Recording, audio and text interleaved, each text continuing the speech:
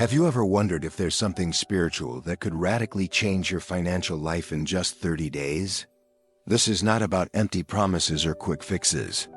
What you're about to hear is timeless biblical wisdom, tested, proven, and deeply transformative. If you're tired of the cycle of debt, lack, and confusion, and you're ready to align your finances with God's purpose, then stay with us, because this is more than just a video. This is the beginning of a new chapter, a spiritual journey of renewal, abundance, and purpose. Welcome to Messiah Speaks, where faith meets wisdom and purpose creates prosperity. Let's begin. There's a principle that can change your financial life in just 30 days, and it's hidden in plain sight within the Bible. What you're going to hear in this video isn't cheap motivation. It's not a hollow promise.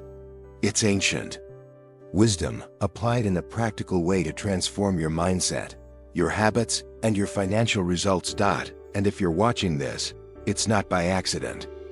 God is answering something you've already been carrying in your heart: the desire to be free from debt, to prosper, to reach financial freedom, and to live with purpose. This space is for those who want to prosper using eternal principles. Here, we talk about how to earn money, grow with faith, and apply God's word to every area of your life, especially your finances.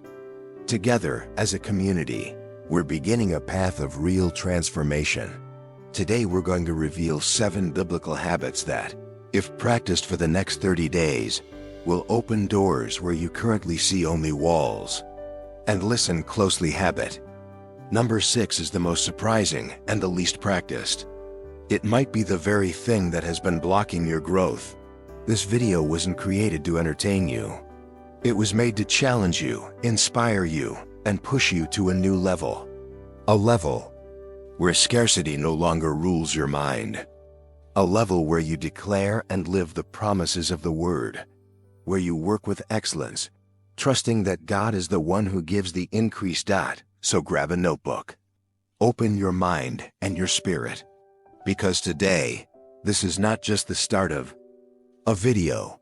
This is the start of a new cycle in your story, one of financial, mental, and spiritual transformation. And whoever follows through with discipline will see the fruit. Let's begin at the beginning. Everything you experience starts in your mind. You are what you think. What you think becomes what you do. And what you do becomes your habits. This truth has been confirmed by science, by modern millionaires, and for millennia, by the Bible itself. Your thoughts are seeds. And if every day you're sowing thoughts of failure, doubt, comparison, and lack, don't expect to harvest abundance. Many people want to escape poverty without first escaping a poverty mindset.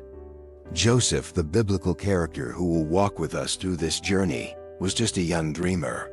His own brothers rejected him for having big visions. But Joseph didn't let their rejection define how he thought about himself.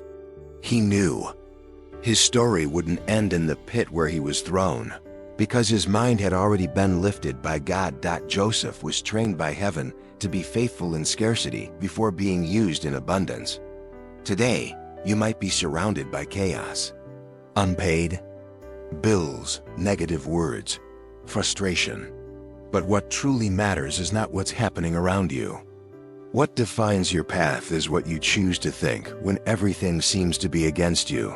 The enemy can touch your circumstances, but he can't control your thoughts unless you hand them over.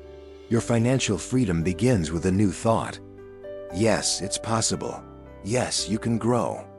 Yes, you can become someone who generates value. Because prosperity isn't luck, it's the result of a transformed mind. If your thoughts are full of faith, responsibility, and vision, your results will eventually reflect that. Joseph had no money, no support, no power. But he had a mind shaped by hope. And that was enough to endure, to advance, and to prosper. Every day that you choose to think the way God thinks, you're one step closer to seeing His hand on your finances. That's why this first habit isn't just a step. It's the foundation of the entire process. Today, many people are still trapped in inherited mental patterns. Phrases like, "I wasn't born to be rich," That's for other people. I'll never succeed. These phrases are activating invisible cycles of limitation. Changing your life isn't about buying a magic formula. It's about renewing your mind with consistency. And that begins right now.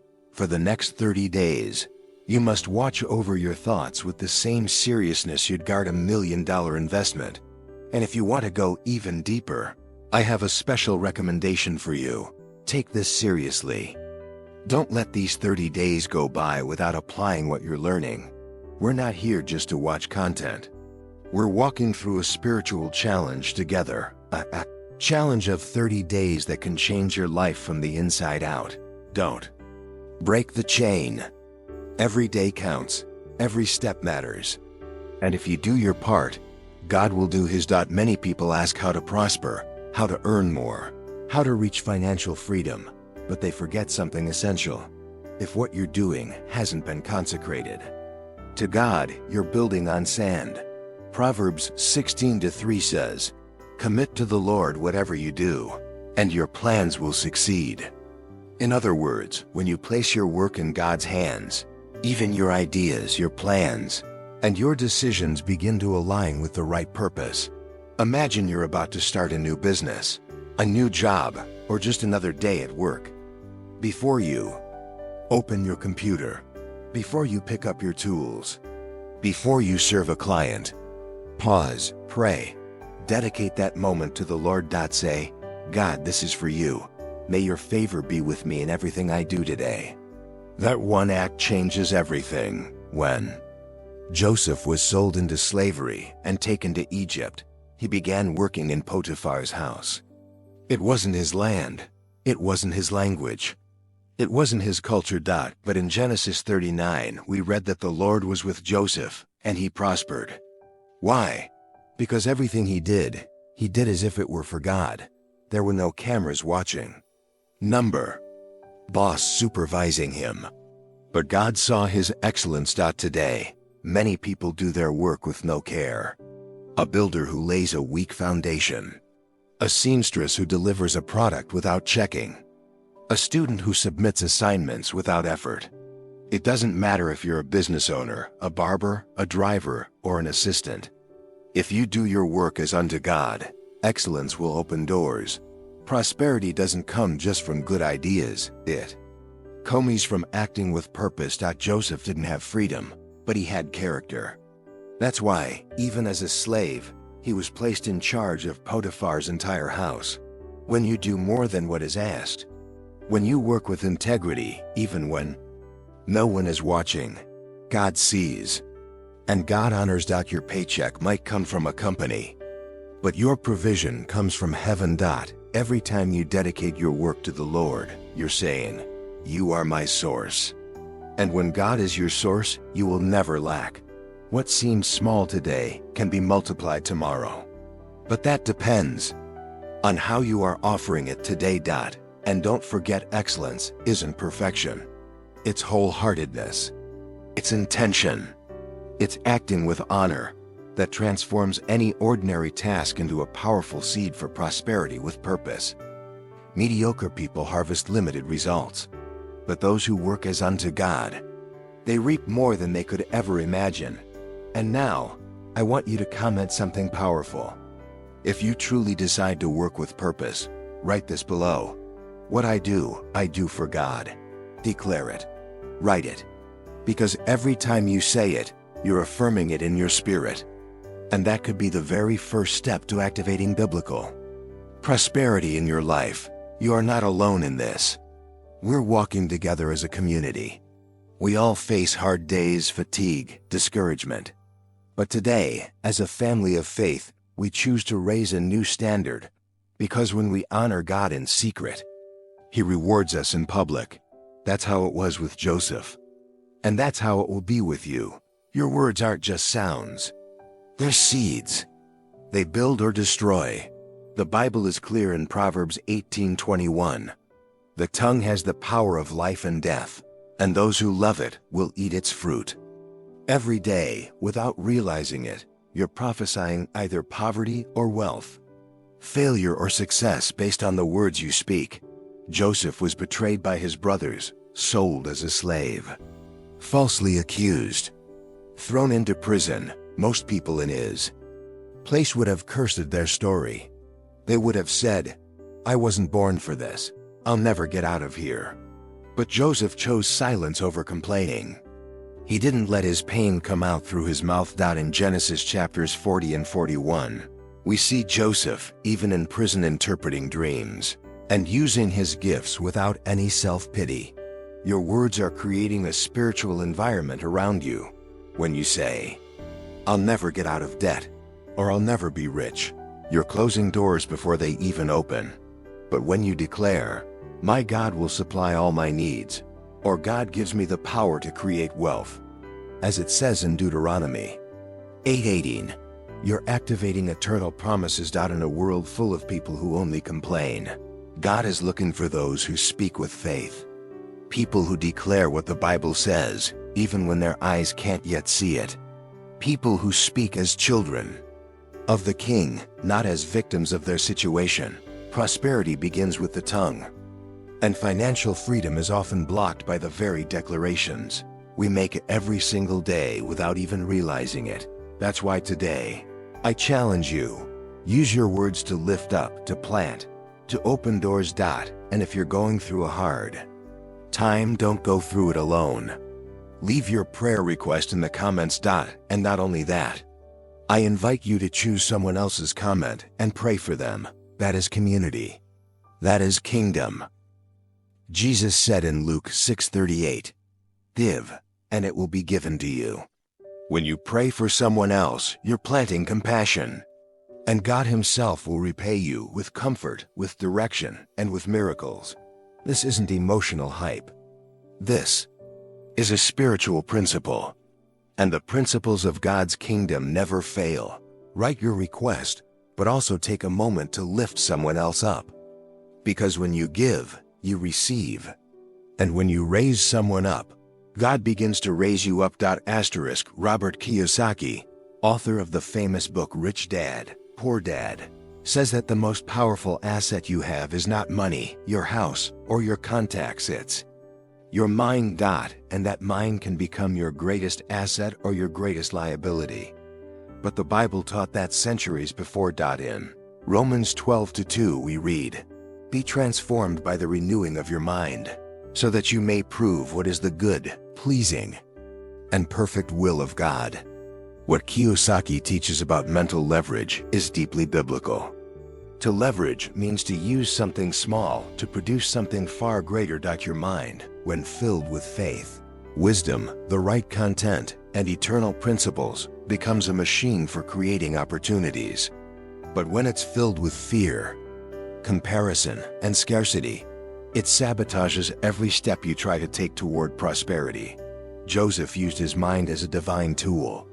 In Genesis 41, when he interpreted Pharaoh's dreams, he didn't just reveal the meaning, he presented an economic strategy, a management plan for 7 years of abundance and 7 years of famine. That is spiritual intelligence in action. And because of that mindset, Joseph was lifted from the prison to the palace in a single day. Today, many people drown in debt, trapped in limitations, believing they'll never be wealthy. But the problem isn't what they earn. The problem is how they think. Changing your financial story begins with changing your mental focus. That's why it's so important to feed your mind every day with content that builds you up. Here on Messiah Speaks, we work hard to give you that kind of content, practical wisdom rooted in God's Word, truth that transforms lives. But we want to go even further. We want to build a community that supports each other, grows together, and prospers together. And you can be a part of that. If this message has spoken to your heart, then don't just watch, engage, comment, connect, and declare what you believe. Let's grow stronger as one body, committed to breaking cycles of poverty, achieving financial freedom, and honoring God in every step. Because the truth is this: God is preparing you for a new season. But He can't lead you to the palace if you won't trust Him through the process. Just like Joseph was tested before he was promoted, you're being shaped too. And if you remain firm, your reward will come. So keep planting in your mind, in your character, in your faith. Your daily habits are the most honest reflection of what you truly believe. It doesn't matter what you say you want. What matters is what you do consistently. If your daily actions pull you away from excellence, they also pull you away from prosperity. The Bible says in Luke 16:10, whoever is faithful in little will also be faithful in much. Your character is built when no one is watching, and that determines whether you're ready to receive more. Joseph was faithful in Potiphar's house, faithful in prison, faithful in interpreting other people's dreams. Genesis 39-41 shows a sequence of silent faithfulness, where every decision Joseph made brought him closer to his destiny, even when it looked like nothing was happening, but heaven was watching. And every small act of honor was building an invisible staircase to his future. Today, many want to be millionaires, to have financial freedom, to make money with purpose. But they're still enslaved by habits that drain their energy and their faith. They spend hours comparing themselves on social media, procrastinating, complaining, consuming empty content. How can you expect to harvest greatness if you're sowing weakness? A habit doesn't change overnight, but each day is a new opportunity. If you commit the next 30 days to shifting even small routines, what you consume, how you speak, how you react, how you manage your time, you will see real results. This isn't magic. It's discipline. Blessed by God. Spiritual and financial success is reserved for those who take responsibility. God doesn't prosper mediocrity. He honors obedience, consistency, and dedication. That's why the challenge we gave you at the beginning of this video isn't symbolic, it's real. And it will mark a new stage in your life if you walk in commitment. Start with one simple habit. Wake up each day with gratitude. Give thanks, pray, declare God's promises. Work as unto Him, and repeat day after day. Because transformation doesn't come through emotion, it comes through consistency. And consistency forges character. If you've made it this far, it's because your spirit is saying yes to this transformation. And what's coming next will only strengthen that decision. But don't keep watching just to see what's next. Live it. Apply it. Every part of this process is a piece of the design God is building within you. And if, in this moment, you're feeling internal resistance, you know you're being called to step out of the place where you've been comfortable for too long. Mediocrity wears the mask of safety, but you weren't created to live with the bare minimum. You were called to reflect God's glory, even in your finances. Just as Joseph was promoted because of his character, not his resume or luck, you too will be lifted up if you plant discipline instead of excuses, because your habits shape your identity, and your identity defines your destiny. God's promises are not just pretty phrases to repeat. They are spiritual weapons. They are eternal truths that, when spoken in faith, have the power to break cycles of scarcity, open doors, and bring unexpected provision. Philippians 4:19 declares it boldly, and my God will supply all your needs, according to His riches in glory in Christ Jesus. When you declare that promise, you're aligning your mouth with heaven's will. You're not denying your reality, you're affirming a higher truth. Even while Joseph was still in prison, he knew his story wouldn't end there.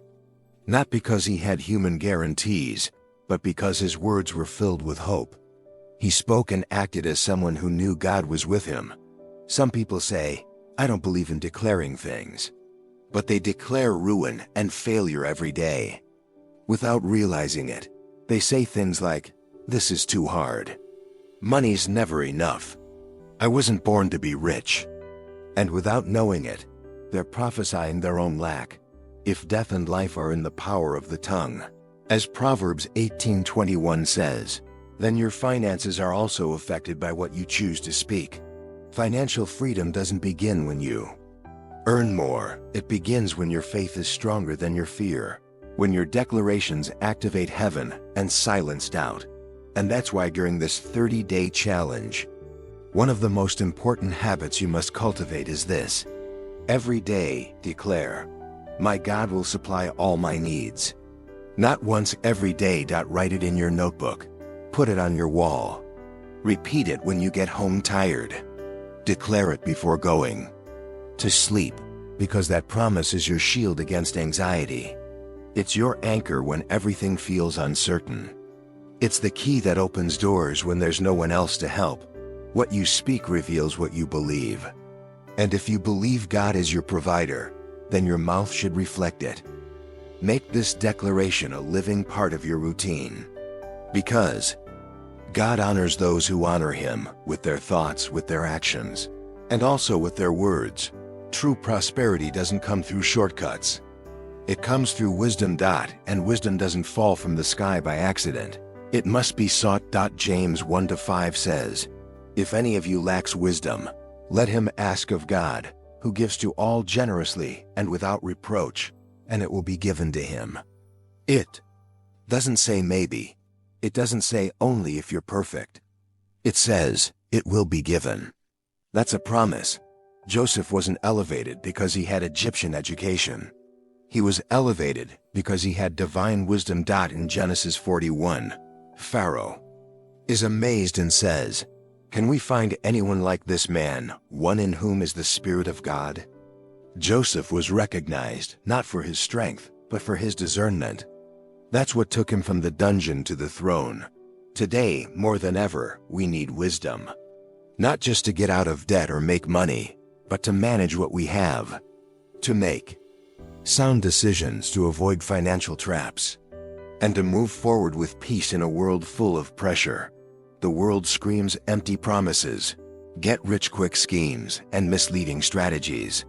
But only God offers true direction. Many fail because they act on impulse. They buy without thinking, sell what they shouldn't, partner with the wrong people, and then blame God for not prospering. But the Bible never promised to multiply foolishness. It promises to give wisdom to those who seek it with their heart. If you're still watching this video this far, it's because you're already seeking. You're already choosing wisdom over laziness. You're already saying, "Lord, teach me." And that attitude alone is enough to activate heaven on your behalf. God does not despise those who cry out for direction during these 30 days. One of the most powerful habits you can develop is this. Seek wisdom every morning. Read the Word. Meditate on it. Pray for discernment. And most importantly, apply what you learn. A wise person isn't the one who knows the most. It's the one who does what's right, even with little. When you grow in wisdom, you start to see opportunities where others only see crisis. You begin to manage your money more strategically. You begin to sow in fertile ground, invest in yourself, and organize your priorities. That doesn't just bring financial results.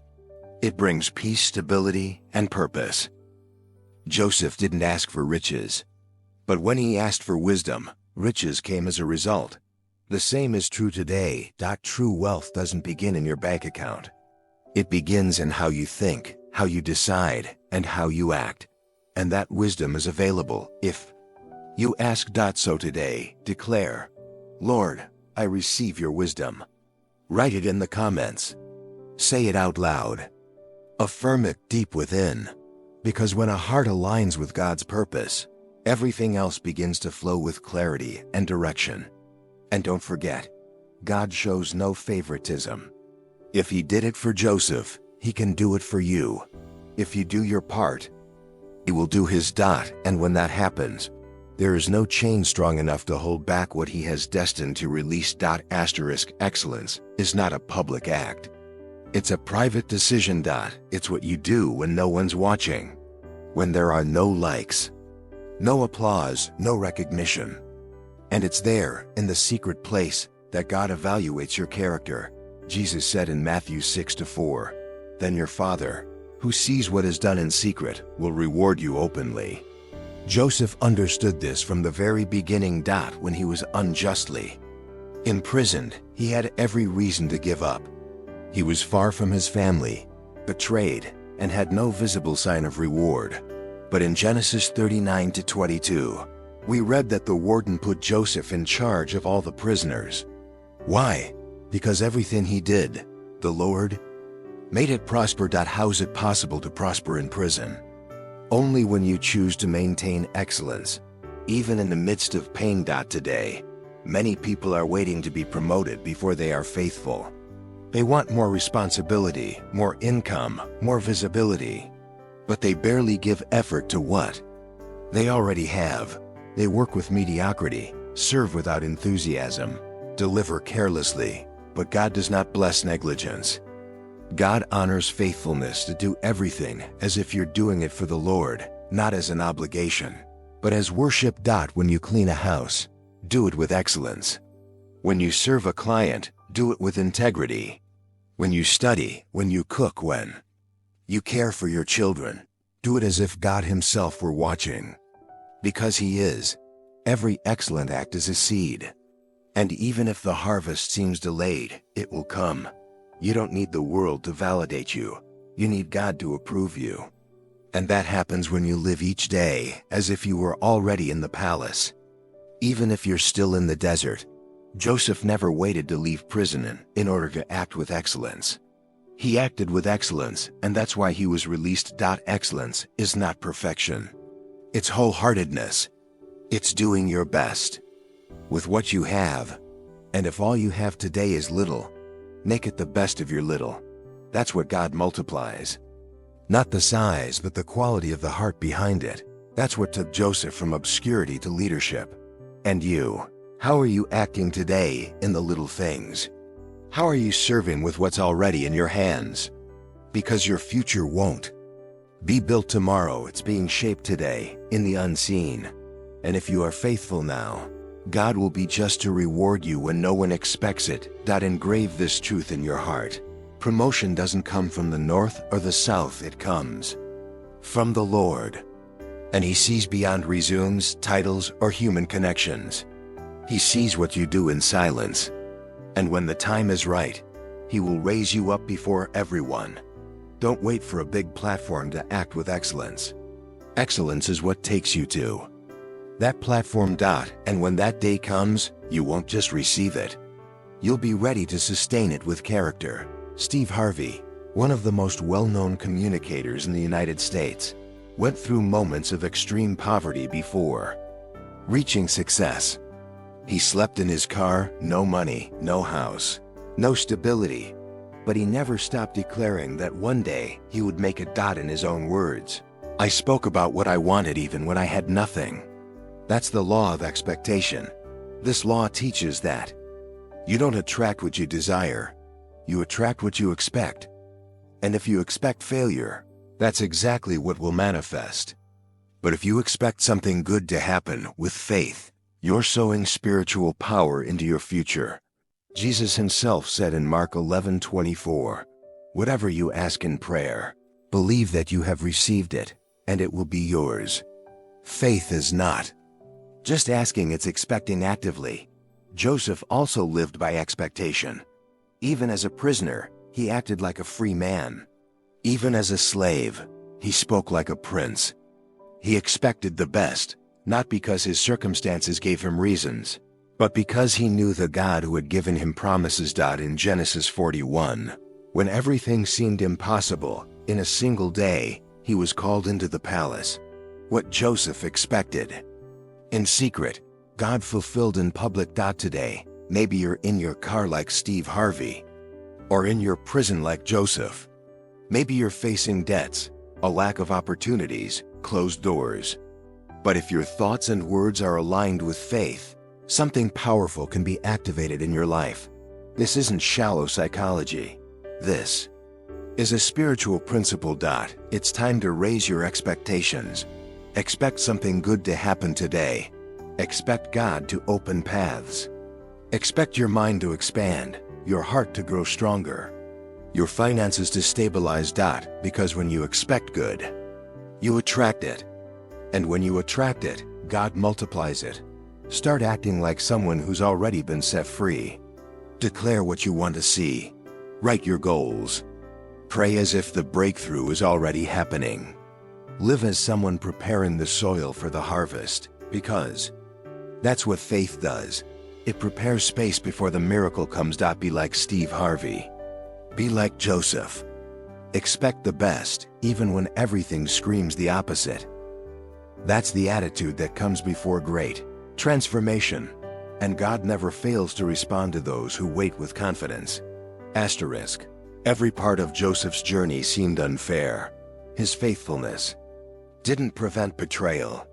His integrity didn't keep him from being imprisoned. His obedience didn't save him from being forgotten. But not once did Joseph stop being faithful. Because faithfulness is not based on results, it's built on character. And when God finds faithfulness in secret, He reveals it in glory. In Genesis 41, Joseph was taken from the prison to the palace in a single day. Pharaoh made him governor of Egypt, the most powerful man after the king himself. But what many saw as a sudden promotion was actually the accumulated reward of years of faithfulness. Heaven doesn't improvise. Heaven prepares. God rewards those who walk in obedience when no one is clapping. Those who work with excellence when no one is watching. Those who keep sowing even when they see no signs yet. Because those are the people who are acting by faith, not emotion. And that's what activates God's favor. Maybe you feel like you've been faithful for years without any visible results. But the invisible is about to be revealed. God's promotion doesn't depend on human connections. It depends on your continued obedience. And every habit you've practiced over these 30 days, God is counting them. This process you've begun is not symbolic, it's real. And hundreds of others are walking the same 30-day challenge. This isn't just another video. This is a door. If you've made it to this point, I want to invite you to do something powerful. Comment below one lesson that impacted you most. Your words might be the confirmation someone else needs. Also read what others are sharing. We are a community, not perfect people, but people hungry for wisdom, truth, and financial freedom rooted in purpose. God is preparing you for a new season. But He can't take you to the throne if you don't trust Him through the process. Just like Joseph was tested before being promoted, you're also being formed. And if you stay firm, your day of reward will come. So keep sowing in your mind, in your character, in your faith. And if you haven't yet become part of the conversation here at Messiah Speaks, this is the moment. We share content like this to empower your walk, to bring practical biblical wisdom, and to help you grow with purpose. Subscribe, activate notifications, and most importantly, engage. Because this is a space created for people like you, people who want to grow, not just spiritually, but financially, mentally, and relationally with God's direction. Joseph wasn't rewarded just because he had a gift. He was rewarded because he was faithful, and you will be too. If you choose to walk by faith, act with excellence, and stay consistent even when no one else does. If this message spoke to you, inspired you, or awakened something inside you, then this space is for you. Here, we don't just teach, we walk together. So if you haven't yet, hit subscribe now. It's free, it's simple, and it may be the start of something eternal. God is raising people like you. And this space is just one of the many tools He's using. Join us, because together we go farther. And remember, the best is yet to come.